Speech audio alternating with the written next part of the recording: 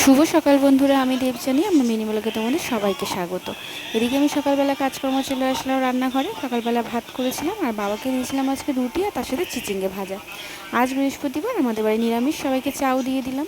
আর আমি আমার অফিসে নিয়ে যাব বলে ভাবলাম আজ একটু গোল গোল করে আলু ভাজি, যেহেতু প্রত্যেক সময় লম্বা লম্বা করে আলু ভাজা হয়।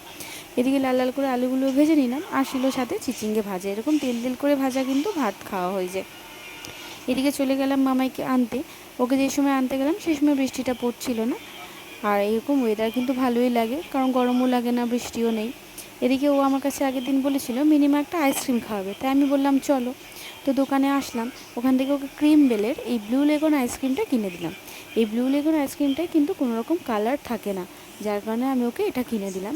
তো এটাও নতুন খেলো আইসক্রিমটা, ওর তো এই খেয়ে বললো ওর নাকি খুব ভালো লেগেছে আইসক্রিমটা খেতে। তারপর আমাকে অফিসে দিয়ে ও আবার চলে গেল। এদিকে আমি দোকানে ঢুকেই বোনটার সাথে একটু মজা করে নিলাম। বোন এসেই বোনটা আগে চলে আসে, তারপরে এসে আমি আরও একটু গল্প টল্প করে নিলাম। করে তারপর একটা কাস্টমার আসলো। তারপর উনি এই ভিভোর Y400 ফোনটা পছন্দ করলেন এবং Y400 ফোনটা পারচেস করলেন। তারা চলে যাওয়ার পর আমি ভাত খাওয়ার আগে একটু বাড়িতে ফোন করলাম, দেখলাম ফোনটা মামাই ধরেছে। তারপরে আমি মামাই আর ঋষির সাথে একটু গল্প করে নিলাম, জিজ্ঞেস করলাম ও কিছু খেয়েছে কিনা। দেখলাম ও আমার সাথে কথা বলার থেকে বেশি ফোনটাকেই নাড়িয়ে যাচ্ছে।